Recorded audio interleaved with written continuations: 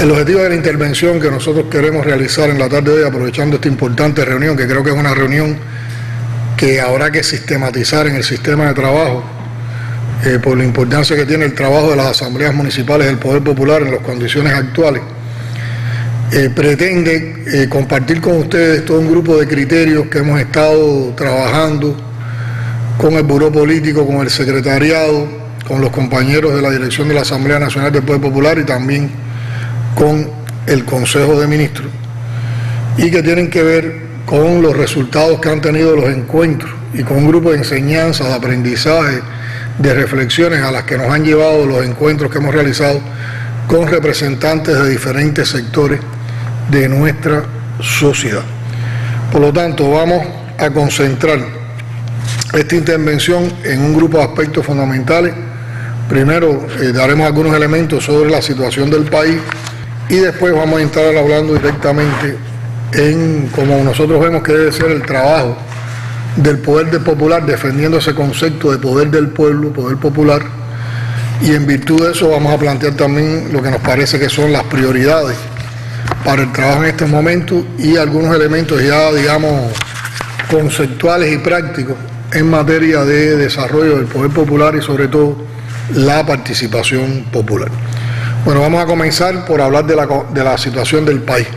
Como todos comprendemos, hay una compleja situación que estamos viviendo, donde se manifiesta una ofensiva para desacreditar a la revolución cubana, con toda una ferocidad, con toda intencionalidad, con un despliegue de recursos financieros para apoyar la contrarrevolución tradicional y la llamada nueva contrarrevolución, y con una enorme campaña mediática en las redes sociales y manifestaciones o hechos que reflejan toda esta perversa y malvada ofensiva para desacreditar a la revolución cubana están presentes todos los días en redes sociales, en provocaciones, en los hechos contrarrevolucionarios que se manifiestan en algunos lugares y también en provocaciones que hemos visto a nivel internacional.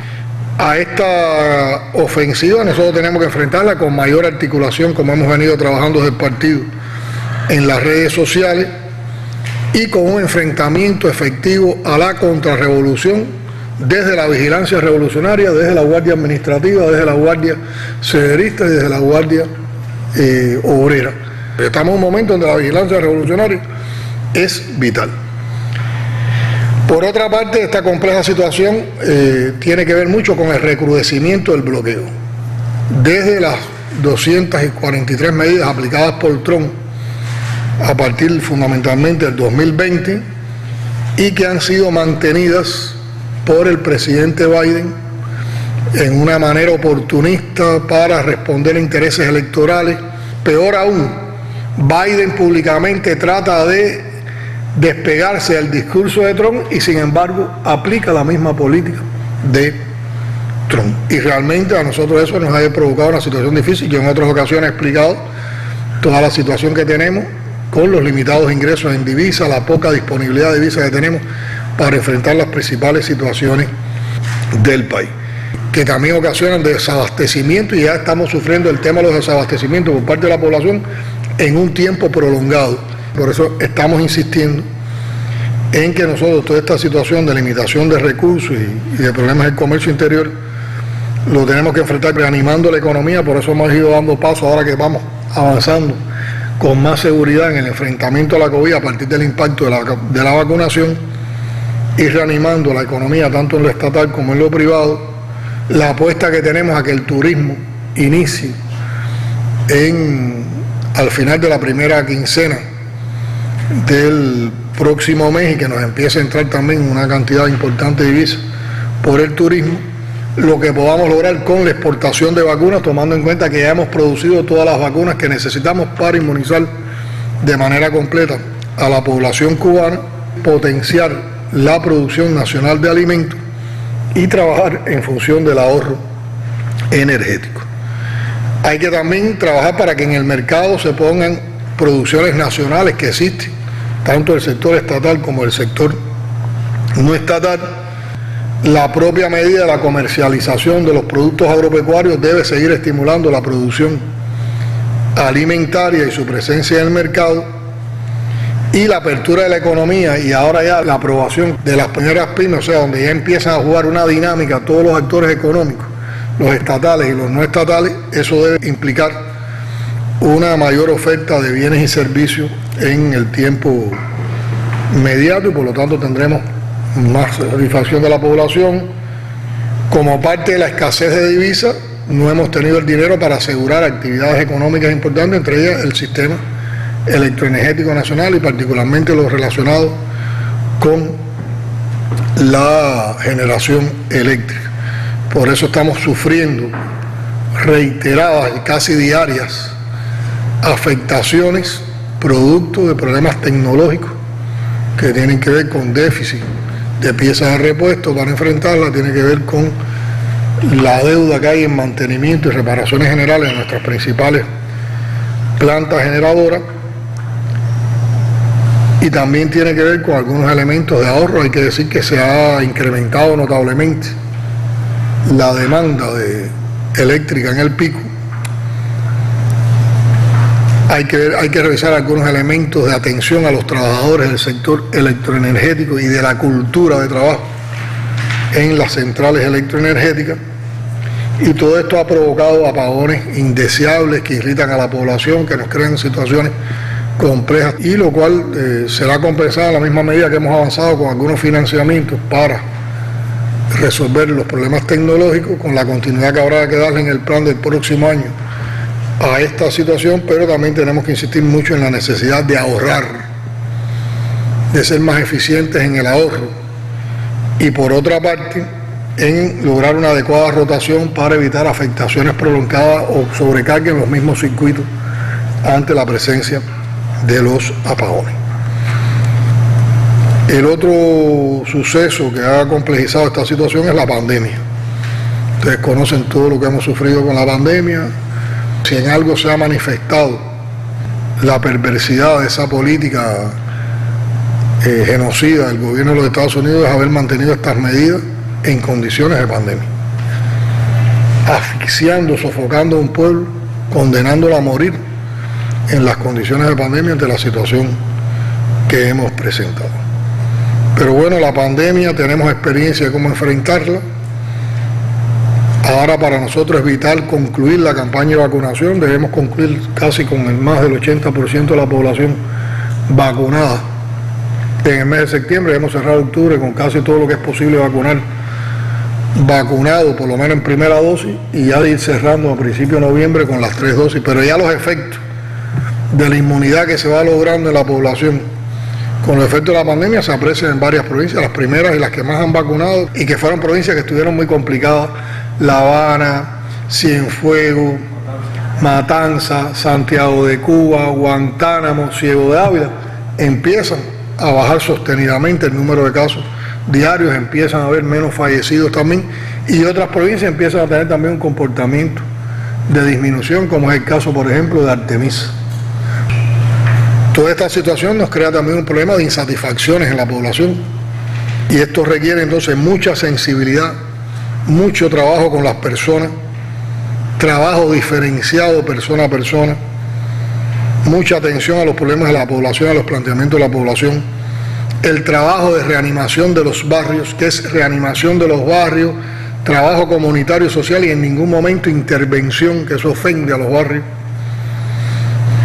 y reactivar todos los mecanismos de vinculación con la población, porque realmente hemos apreciado como un aprendizaje de todo lo que hemos vivido que se habían desmontado un grupo de mecanismos por los requerimientos de la pandemia, con los cuales teníamos un contacto sistemático con la población, donde resolvíamos, atendíamos, escuchábamos y también orientábamos y argumentábamos. Y el reto, complejiza esta situación, el reto que tenemos con un grupo importante de procesos políticos, los cuales ya estamos preparando y en los cuales ya se están dando pasos para llegar a su desarrollo, como son la discusión popular y el referendo sobre el Código de la Familia, que ya se han ido dando elementos de la versión 22 de su texto, que todavía no constituye el anteproyecto que va a la Asamblea Nacional en diciembre, las elecciones de las estructuras del Poder Popular a nivel municipal y nacional que se desarrollarán en los años 2022 y 2023 respectivamente, y los procesos de balance del partido a nivel de municipio y provincia que los realizaremos en los meses de noviembre y diciembre. Y todos son procesos complejos con participación ciudadana que hay que preparar y seguir al detalle y que todo se interrelaciona. Ahora, en la misma medida en que vayamos a un proceso de rendición de cuentas que tiene que ser contundente antes que se acabe el año, eso nos dará mejores condiciones hacia la solución del planteamiento de la población con todo lo que se está haciendo en los barrios. Eso, unido a todo un grupo de leyes y políticas que se han estado aprobando, el ejercicio legislativo que se ha ido manteniendo, el debate que hagamos en la Asamblea Nacional, el impacto que vayan teniendo las medidas que hemos aprobado e implementado para la economía, nos deben llegar a un momento mejor en la situación. Estos son elementos de contexto de la situación que estamos viendo. ¿Qué consideraciones podemos hacer sobre esto? Y tiene que ver sobre todo cómo enfrentamos las matrices que nos están tratando de imponer desde el punto de vista de la comunicación. Bueno, en primer lugar, el 11 de julio no es un referente. Aquí el primer referente que hay es que hay un recrudecimiento del bloqueo, que es el que nos ha complejizado a nosotros la situación, y tiene que ver con las 243 medidas aplicadas por Trump y mantenidas por Biden, sobre todo a partir del segundo semestre del 2019. Y recordemos que en el 2019, en el primer semestre, el país estaba bloqueado, no estaban aplicadas todas estas medidas y vivíamos de una manera diferente. Y en las tiendas que en aquel momento eran en CUC, había presencia de productos con determinada estabilidad, teníamos combustible, había una situación electroenergética estable. Ahora, cuando se empezaron a aplicar un grupo de estas medidas, como fue la persecución energética a todos los suministros de energía, la persecución financiera recrudecida, en la segunda mitad del 2019, que fue cuando hablamos de la coyuntura y tuvimos que tomar un grupo de medidas, ya en ese momento a nosotros se nos empezaron a cortar las principales fuentes de ingresos de divisas. Las remesas, se prohibieron los viajes a Cuba, se fue cortando el turismo de Estados Unidos hacia Cuba, quitaron los cruceros, presionaron a compañías y agencias de viaje. Después empezaron a poner los servicios consulares en terceros países, complicó la entrada y salida de cubanos al exterior. Nos empezó a faltar combustible. Sin embargo, en aquel momento pudimos mantener un nivel de reparación de las plantas y no tuvimos apagones. Y empezaron a darse los primeros síntomas de desabastecimiento. Y casi que la medida que le pone la tapa al pomo es cuando Trump, ya en los últimos días, nos incluye en la lista de países que supuestamente patrocinan el terrorismo. Y a partir de ahí fue más difícil hacer cualquier operación comercial. Cerraron el trabajo de la Western Union con Fincini para el normal envío de remesas a Cuba. Hicieron presión a todos los países donde nosotros teníamos brigadas médicas, que es también una de nuestras principales fuentes de ingresos. Por lo tanto, nuestras principales fuentes de ingresos terminaron de cerrarse. Y a eso se suma que entonces en marzo del 2020 empieza la COVID, con todos los estragos que ha hecho, y con todo, se paralizó prácticamente toda la economía y casi toda la actividad social del país. Una parte importante de los pocos ingresos los hemos dedicado a salvar la vida de la gente. Y los consumos de recursos y de medicamentos, sobre todo el sector de la salud, se han incrementado hasta 3 veces. Vino la crisis del oxígeno porque se nos rompió la planta y todas estas situaciones que se han vivido.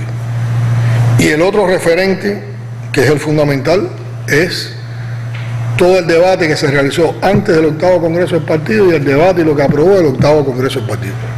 Tanto en el discurso del general de Ejército o su presentación del informe central del Congreso, como en el discurso de clausura del Congreso, están todos los elementos de causa que ahora estamos analizando. Se habló del trabajo del partido, de cómo hay que dinamizar el trabajo de los núcleos, se habló de los problemas del gobierno, se habló de los problemas de las organizaciones de masa, se habló del problema del trabajo con la gente, se habló de los problemas que tenemos con la comunicación social, con el trabajo, con los barrios, la necesidad de la atención diferente a la gente, todos esos temas, y ya habíamos empezado un proceso de implementación de los acuerdos del Congreso. Todo eso estaba pasando antes del 11 de julio. Ellos pretendieron el 11 de julio derrocar la revolución. Y el 11 de julio la gente salieron a la calle a defender la revolución. Por lo tanto, hoy tienen una frustración tremenda con lo que pasó el 11 de julio. Y hoy lo que les preocupa es que cómo el país ha podido mantener este control, esta estabilidad y esta calma después del 11 de julio. Y por eso quieren que haya otro 11 de julio. Los otros son elementos de aprendizaje que hemos nosotros analizado de toda esta situación que hemos estado viviendo. Bueno, un primer aprendizaje tiene que ver mucho con el trabajo del poder popular en el presente y el futuro. Es que tenemos que reconocer que la sociedad cubana ha cambiado y hoy hay una heterogeneidad en la sociedad cubana, tal vez más marcada que en otros momentos. Heterogeneidad quiere decir que hay diversidad en cualquiera de los aspectos que uno analice. ¿Por qué al código le hemos llamado código de las familias y no de la familia? Porque en Cuba no existe un solo tipo de familia. Y con ese código de la familia no le estamos diciendo a la gente obligadamente que tienen que ser de un tipo. Le estamos dando garantías a todos los tipos, para que todo el mundo tenga su espacio en ese código. Entonces, ese elemento de heterogeneidad de la sociedad cubana tenemos que tenerlo presente, porque nada de lo que vayamos a hacer en materia de trabajo político, de trabajo de gobierno, podemos pensar que el discurso, los argumentos, la manera de presentar y la manera de hacer y participar es la misma para todos los sectores. Hay cosas que hay que hablar de una manera con la tercera edad, otra con los jóvenes. Dentro de los jóvenes también hay diferentes sectores o estratos o elementos de heterogeneidad, porque no es lo mismo el interés de un joven de secundaria básica que el de primaria, que el de un joven trabajador, que el de un joven universitario. En la clase trabajadora y en la clase obrera también tenemos heterogeneidad. Hoy tenemos heterogeneidad de actores económicos. Cuando vayamos a proponernos un objetivo, cuando vayamos a proponernos una tarea, cuando nos vayamos a proponer un programa, hay que tener en cuenta esa heterogeneidad. Son heterogéneos nuestros barrios, son heterogéneas nuestras comunidades, son heterogéneas nuestras provincias, todas las provincias no son iguales. Entonces, ese es un elemento que tenemos que tener en cuenta. Y lo otro es lo que les comentaba anteriormente. Aunque haya pandemia, no podemos desmontar los mecanismos de trabajo con la población. Llevamos año y medio que casi no hay reuniones en núcleo del partido, asamblea de trabajadores, rendición de cuentas, acceso a la gente, la manera en que lo hacían antes las oficinas de atención a la población, procesos que no hemos llevado a cabo, curso escolar detenido. Es verdad que la pandemia nos puso una dinámica que no habíamos vivido nunca, pero ahora la vida también nos permite evaluar y encontrar determinados elementos que tenemos que superar. ¿Que el momento es difícil? Sí. ¿Que es el momento más difícil de la revolución? No. La revolución siempre ha tenido momentos difíciles. La revolución fue difícil desde que triunfó. Fue difícil desde que se gestó. Y recuerden que después de lo que pasó en el Moncada vino un exilio, vino una prisión fecunda, un exilio, un Granma, pero después de Granma vino Alegría de Pío. Y después vino la lucha en la Sierra Maestra y después vino la revolución, pero en la revolución cuántos momentos dificilísimos han existido. No fue difícil que en el año 62, a 2 años y tanto de la revolución, estuviéramos haciendo una campaña de alfabetización y en las montañas había bandas de alzado y de bandidos pagados por los Estados Unidos que estaban asesinando a los jóvenes que se habían movilizado. No fue difícil estar entre el debate entre dos potencias a borde de una guerra nuclear cuando la crisis de octubre. No fue difícil el periodo especial. No han sido difíciles todos los sucesos que hemos tenido migratorios cuando han existido éxodos masivos como el del Mariel, como Camarioca. No fue difícil la situación que se creó cuando el tema de la Embajada de Perú. No fue la situación difícil cuando los sucesos del 5 de agosto. Entonces la revolución siempre ha tenido momentos difíciles y vamos a seguir viviendo momentos difíciles. Ahora entonces, lo otro que hay que enfrentar, nos están tratando de sembrar la matriz de que nada funciona, que todo funciona mal, como si aquí no hubiera una obra revolucionaria que ha podido mantener la revolución durante tantos años a pesar del bloqueo. Muchos hablan de incertidumbre, de preocupación en el futuro, cuando nosotros tenemos establecido a dónde vamos. Está en la conceptualización del modelo económico y social, está en el Plan Nacional de Desarrollo Económico y Social, está en los lineamientos, está en los debates que hicimos del Congreso del Partido hacia donde queremos avanzar, y que todo esto se ralentiza también por la situación que estamos viviendo. No podemos dejar de desconocer que también en estos encuentros con sectores sociales hay críticas al trabajo del partido, hay críticas al trabajo y insatisfacciones con el trabajo de las organizaciones de masa, hay críticas al funcionamiento de las instituciones estatales, hay críticas al trabajo del gobierno, hay críticas al trabajo del poder popular, hay críticas al trabajo de la base, a cómo se atienden a los delegados, a cómo se hacen las asambleas municipales, a cómo es la relación asamblea municipal-consejo de la administración. Hay críticas a cómo funciona el gobierno provincial del poder popular, que es un concepto mucho más amplio que consejo de gobierno provincial del poder popular. Hay preocupación con los efectos negativos que ha provocado el ordenamiento, sobre todo con la inflación y la situación de sectores vulnerables de nuestra población. Se ha potenciado la necesidad del debate colectivo para potenciar las luces. El problema no es solo decir cuáles problemas tenemos, sino cómo estamos asumiendo y cómo estamos enfrentando y qué esperamos para salir de estos problemas, que son algunos de los elementos que he dado al inicio cuando explicaba cada uno de los problemas. Pero hace falta un debate colectivo para potenciar las luces, para argumentarlas, para socializarlas, para convencer, para asegurar, para movilizar, para participar y para mejorar. Hay que despojarnos de esa mala práctica a veces que tenemos, de la complacencia, de la cual nos tenemos que alejar, de no hacer la autocrítica adecuada, de no fomentar el análisis crítico de la realidad, porque entonces cuando nosotros no hacemos la crítica revolucionaria, ¿quién hace la crítica de la revolución? La contrarrevolución. Para eso tenemos que seguir insistiendo en que hay que comunicarnos más oportunamente y mejor, y crear una capacidad, una cultura en todas las estructuras de todos los ámbitos del partido, del gobierno, del Estado, de las instituciones, donde todo el mundo escuche, dialogue y dé respuestas o soluciones. Y eso nos lo tenemos bien montado. La vía nos ha dicho ahora cosas que hemos resuelto en 2 meses en los barrios. Llevaban 15 años por dar respuesta. Por un lado nos satisface lo que se está haciendo, nos satisface ese vínculo gobierno, instituciones, organismos de la Administración Central del Estado, en el caso de las provincias, entidades estatales, empresas, con la población. Nos satisface el nivel de apoyo que hay en la población. Yo viví una experiencia lindísima en un barrio que visitamos, donde la gente con un agradecimiento tremendo a la revolución, y eso se nos ha ido repitiendo. Porque cosas que se pueden solucionar, porque ahora el problema no es haberlo hecho ahora es cómo mantenemos y hacemos sostenible esto. Y yo creo que estamos un poco en un letargo. Yo cuando analizo la situación actual estoy pensando en la convocatoria que hizo el general de Ejército cuando el sí se puede. Que en medio del periodo especial, que era una situación compleja, empezamos a caer como en una rutina y un inmovilismo. Y hubo que dar un corrientazo, y el corrientazo lo dio él. Con el sí se puede. Bueno, estamos en un momento como ese. Y miren cómo sí se pueden hacer cosas. Entonces teníamos un inmovilismo, tenemos que reconocerlo. Si nosotros no nos autocriticamos y no nos sacudimos un poco, no nos damos cuenta de estas cosas. Y eso nos demuestra que tenemos gente que están viviendo en una zona de confort en la dirección, que están anquilosados, que no se tratan de buscar problemas, que no proponen nada.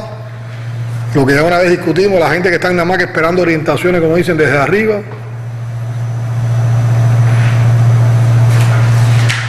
Y todo eso tenemos que romperlo, por eso estamos compartiendo estos criterios con ustedes. Hay que hacer mucho trabajo y mucho diálogo con los jóvenes, para que los jóvenes se den cuenta que tienen un proyecto de vida en la revolución, que pueden resolver sus aspiraciones familiares e individuales dentro del proyecto de la revolución. Como mismo lo han encontrado los jóvenes que se han movilizado de manera ejemplar en apoyo a todas las tareas de enfrentamiento de la COVID, que los hemos tenido, tenemos los ejemplos vivos de cómo lo han hecho. algunos incluso que se movilizaron por ellos mismos, sin que ningún organismo llegara a movilizar.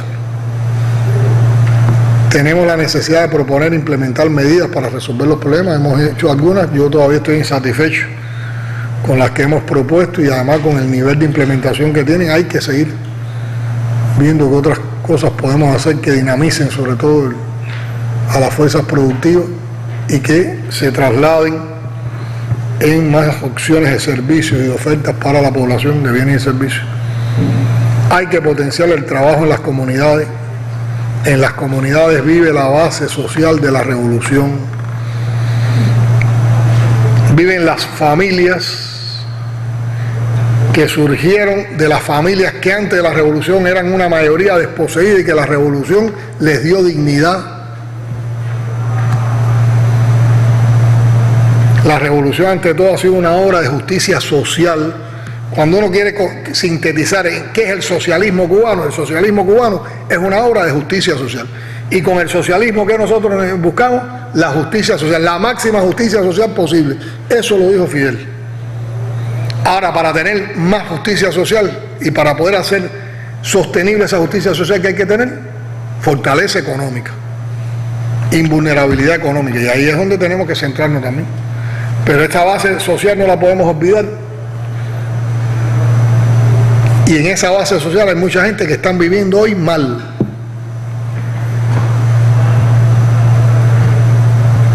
Y tenemos que transformar esa realidad. Sin ser idealistas, todo no lo podemos resolver de golpe, porque son muchos los problemas. Pero con un buen ejercicio democrático, participativo, inclusivo, de trabajo, bajo ese concepto que tenemos que es único de la Revolución Cubana, que es el concepto de poder popular, nosotros podemos ir definiendo con la participación del pueblo las prioridades, qué atendemos primero y qué atendemos después. Y vamos marchando, y como yo siempre he dicho, todos los días le arrancamos un pedacito de los problemas y no nos detenemos. Y la gente participando, y la gente viendo transformación, y la gente aportando. Y eso compromete.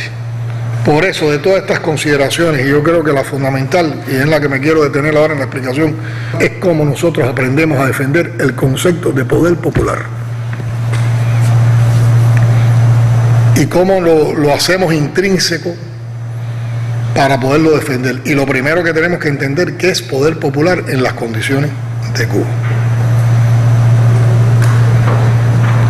Y aquí hay un primer elemento que es conceptual.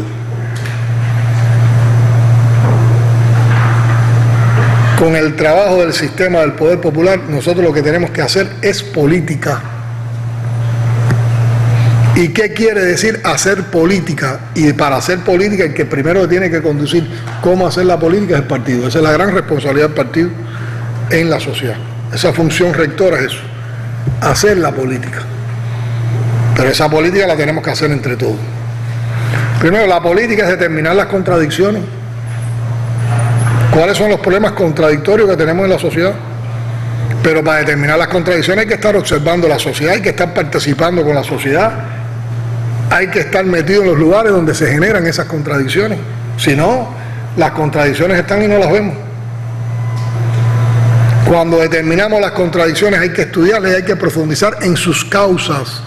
Cuando no se profundiza en las causas, las acciones que se toman o las medidas, como no quitan las causas, lo que hacen es poner parches y se nos repiten los problemas. Entonces, a partir del estudio, del diagnóstico, de profundizar en las causas, entonces evaluamos y proponemos soluciones. Ahora, aquí, para enlazarlo con el poder popular, un elemento. ¿Quiénes proponen las soluciones?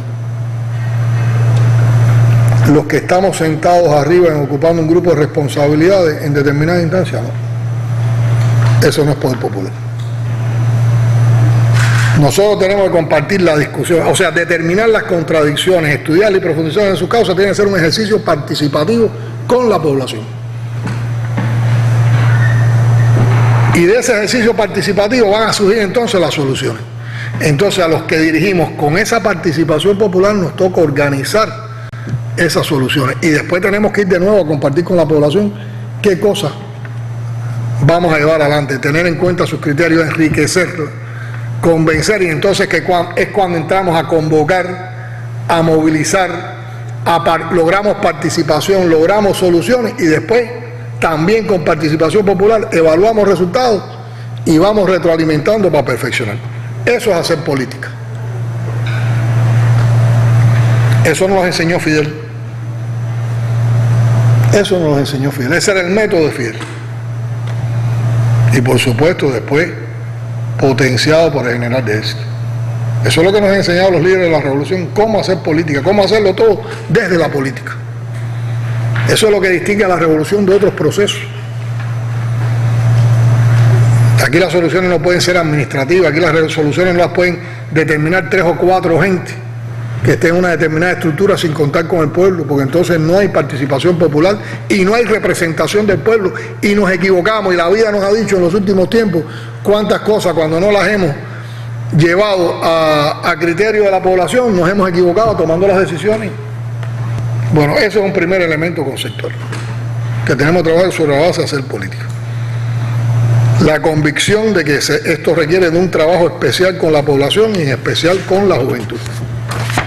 Porque si no enseñamos a la juventud desde ahora toda esta cultura de hacer democracia en la revolución, de participación en la revolución, no podemos garantizar el futuro de la revolución. Tiene que haber una máxima conciencia del papel que tiene que jugar cada institución revolucionaria.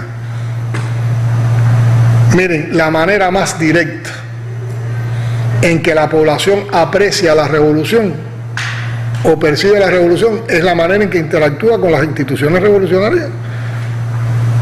Entonces, si tú vas a una oficina de vivienda, ¿qué es la oficina de la vivienda? Una institución pública revolucionaria. ¿Para atender qué?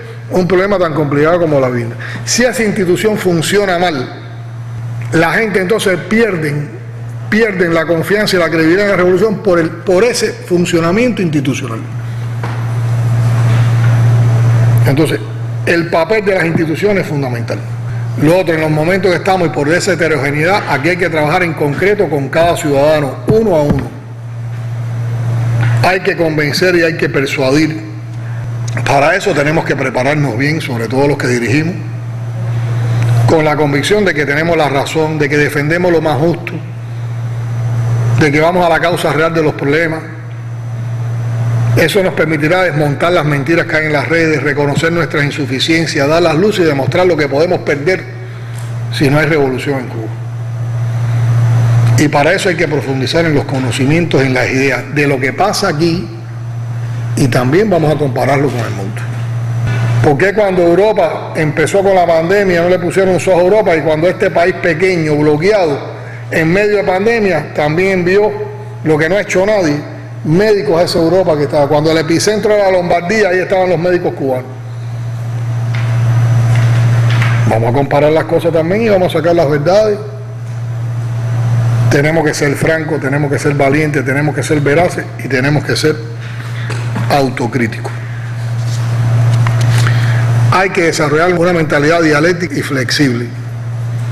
¿Y dónde está, hasta dónde llega la flexibilidad? ¿Cuál es la cota de nuestra flexibilidad? El apego a los principios revolucionarios.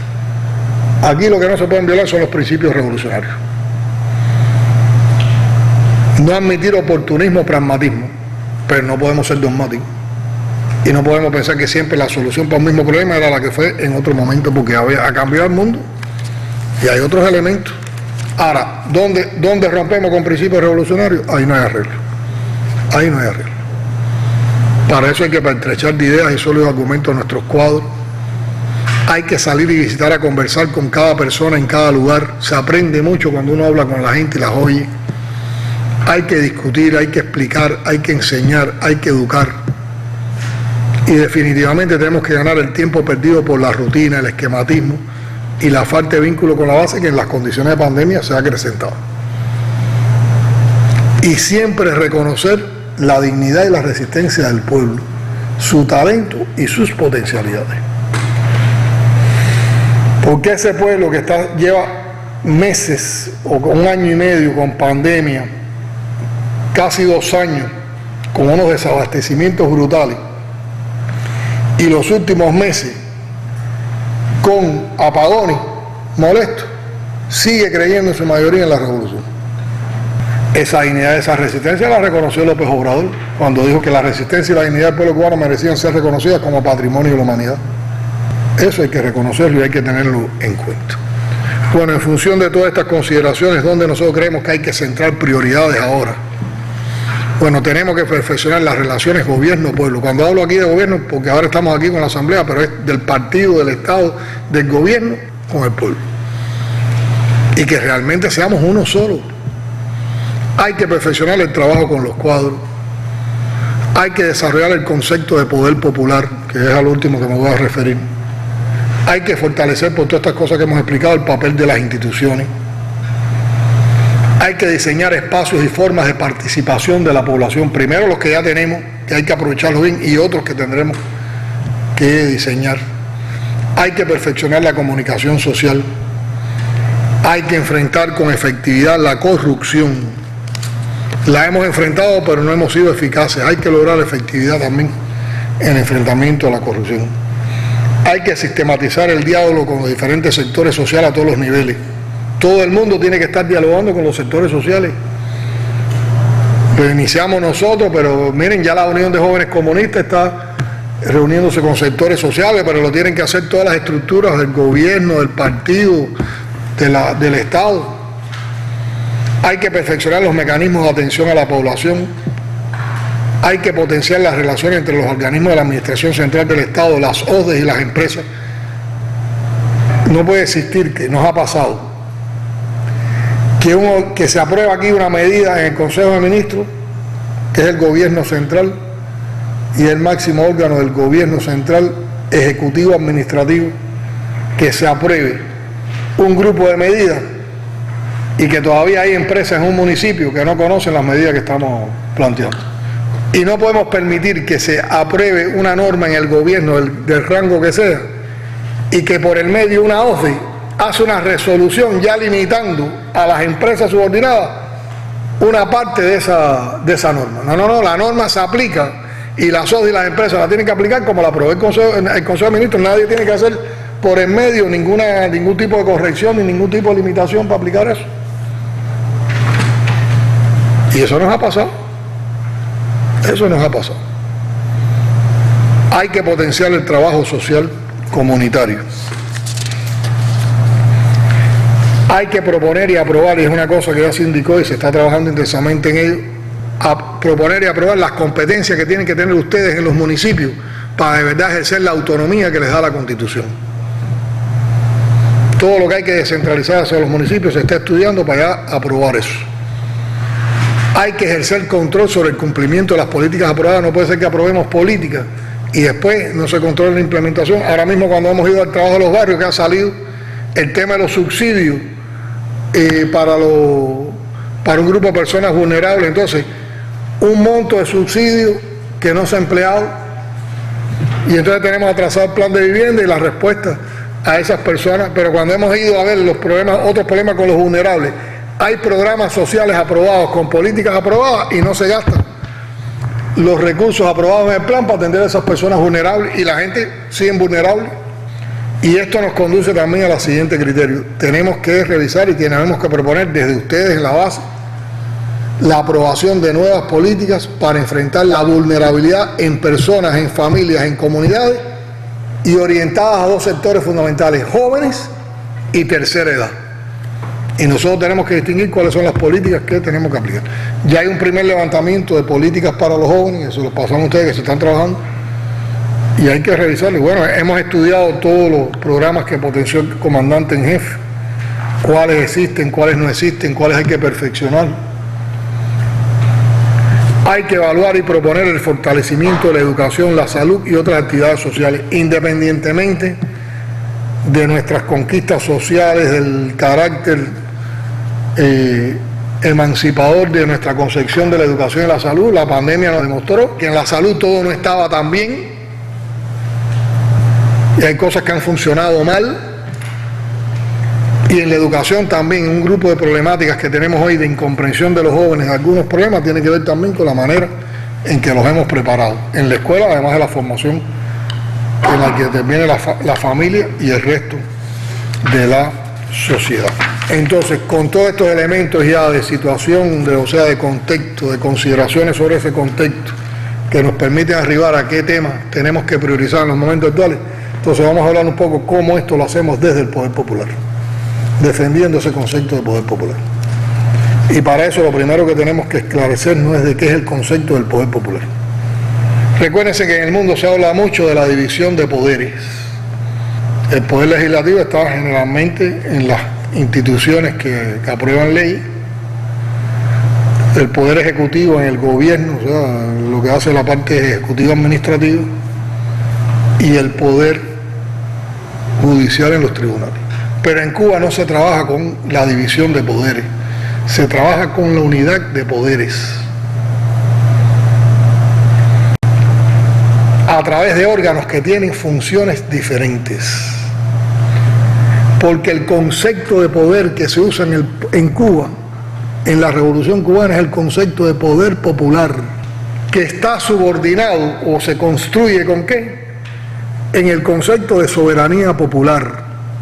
¿Y cuándo hay soberanía popular? Cuando, como dice uno de los artículos de nuestra Constitución, todo está en función de ¿quién? Del soberano. ¿Y quién es el soberano? El pueblo.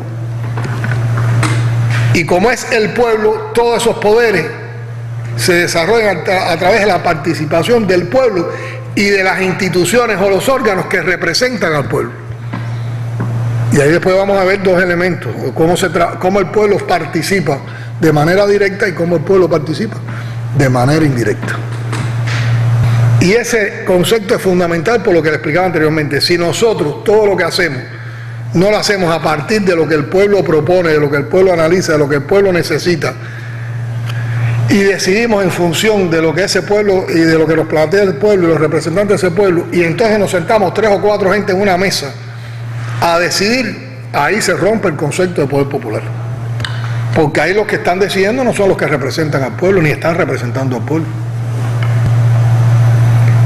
¿Cómo se expresa eso? Bueno, fíjense que la supremacía en el país la tienen los órganos que son representativos del pueblo respecto a cualquier otro órgano del Estado. ¿Quién representa al pueblo al máximo nivel, a nivel nacional? La Asamblea Nacional del Poder Popular es el órgano supremo. ¿Por qué? Porque el 50% de los miembros de ese Parlamento son delegados de base que fueron elegidos por su pueblo para representarlo. Y el resto de los otros diputados también tuvo que ser aprobado por el pueblo, y el pueblo los eligió como diputados para lo que representaron en la Asamblea Nacional. Y a la Asamblea Nacional se le subordina a todo el mundo a nivel de Estado. ¿Quién es el máximo órgano representativo a nivel provincial? Bueno, es el gobierno provincial del Poder Popular, que no es el Consejo Provincial. Es la manera de hacer gobierno a nivel de provincia. Como el gobierno de esa provincia representa al pueblo. Y para eso se le encontró una solución genial en la Constitución. Consejo Provincial, porque ¿quiénes forman el Consejo Provincial? El gobernador, el vicegobernador, pero todos los presidentes y vicepresidentes de las asambleas municipales y los intendentes. Por lo tanto, vamos a suponer una provincia que tenga 10 municipios, tiene 20 representantes del pueblo, elegidos por el pueblo en ese Consejo Provincial de Gobierno. Más 10 intendentes serían 30, más un gobernador y un vicegobernador. Al final serían 32, de 32, 20, que es la mayoría, y que es más de la mitad, son representantes del pueblo. Por lo tanto, si eso lo sabemos usar bien, sí estamos representando al pueblo. ¿Y quién es el máximo órgano del Estado y del gobierno en un municipio? La Asamblea Municipal del Poder Popular. Por eso ustedes son tan importantes y por eso nos interesaba tanto esta reunión con ustedes. Porque además ustedes están en el escenario fundamental, en los ámbitos fundamentales, en donde de verdad se desarrollan los procesos de manera práctica de nuestra sociedad, que son en la comunidad, en el barrio y en el municipio. Y tenemos que ser capaces de articular los intereses nacionales con los intereses provinciales y por supuesto con los intereses municipales. Pero todo lo que se haga en un municipio lo tiene que aprobar la Asamblea Municipal del Poder Popular. Porque ¿quiénes integran la Asamblea Municipal del Poder Popular? Los delegados del Poder Popular. Y los delegados del Poder Popular, ¿por quién fueron elegidos? Por el pueblo. Son los representantes del pueblo. Por lo tanto, si esos delegados son capaces de vincularse con el pueblo y hacerlo bien, lo que llega a la Asamblea Municipal en sus delegados es la voz del pueblo, es lo que propone el pueblo. Si lo que aprueba la Asamblea está en función de eso, estamos aprobando cosas en función del pueblo. Y entonces el pueblo participó, no solo en proponer, ahora viene para atrás lo aprobado y se aplica. Y entonces, ¿qué papel juega el Consejo de la Administración Municipal? Es el órgano ejecutivo administrativo. Ese no aprueba nada. Ese Consejo de la Administración Municipal está subordinado a esa Asamblea Municipal del Poder Popular. Y ese Consejo de la Administración Municipal lo que tiene que ser capaz de que lo apruebe la Asamblea es darle la respuesta ejecutiva y administrativa que necesita. Pero lo tiene que hacer tomando que participen todas las instituciones del Estado que representan ese pueblo y la participación del pueblo. Cuando trabajemos así, compañeros, estamos trabajando de verdad, defendiendo el poder popular. Y tenemos una fortaleza para hacer el gobierno, ejercer gobierno que no la tiene nadie en el mundo. Y esa sí es democracia, esa sí es participativa, esa sí es inclusiva, esa sí es popular. Una de las cosas que tenemos que resolver también en función de esto es las inadecuadas distinciones que hay en nuestro pueblo de las estructuras. Vamos a empezar por el partido. Cuando la gente le hablan de comité central, ¿en quién piensa la gente enseguida? La gente piensa en el edificio del comité central. Y en el comité central, bueno, ahí radica un grupo de los cuadros fundamentales del partido y una estructura auxiliar, pero ese no es el comité central. El órgano supremo de trabajo del partido, ¿cuál es? El comité central, pero no es ese edificio. Son los miembros del Comité Central que fueron elegidos en el Congreso, que tienen que sesionar con determinada regularidad, que tienen que discutir y aprobar las cosas trascendentes del país y que no siempre lo hacemos bien, y es una discusión que vamos a hacer en el mes de octubre en el Pleno. Esta misma reflexión de poder popular la tenemos que hacer desde el trabajo del partido. No es ni tan siquiera el buró político. El buró político es un órgano ejecutivo entre Pleno y Pleno del Comité Central, como lo es el Comité Ejecutivo con relación al Consejo de Ministros. Cuando la gente habla de Asamblea Nacional del Poder Popular, ¿en quién piensa? En el Capitolio. Y es verdad que el presidente, la vicepresidenta, el secretario y un equipo auxiliar están en el Capitolio, pero esa no es la Asamblea Nacional. La Asamblea Nacional son los diputados. Por lo tanto, defender ese concepto de poder popular, que hay que defenderlo haciéndolo bien, ejecutándolo bien, es defender la sostenibilidad y la viabilidad del socialismo en Cuba, porque esta es una manera de gobernar intrínseca de la revolución socialista cubana. No hay una experiencia en el mundo que sea igual que esa. La podremos perfeccionar, pero esa es la nuestra, y es muy buena, porque genera un sistema democrático diferente al capitalismo.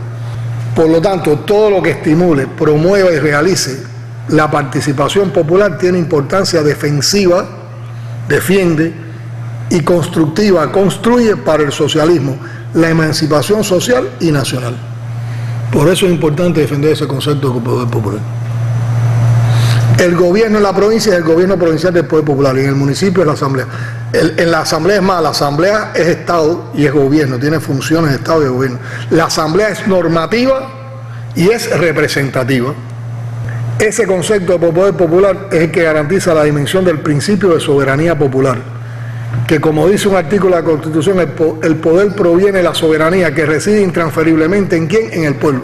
Por lo tanto, todo lo que no se haga con el pueblo no aporta al concepto de poder popular. Lo que pasa que en esa participación del pueblo hay dos maneras de ejercicio y tenemos que saber usar las dos.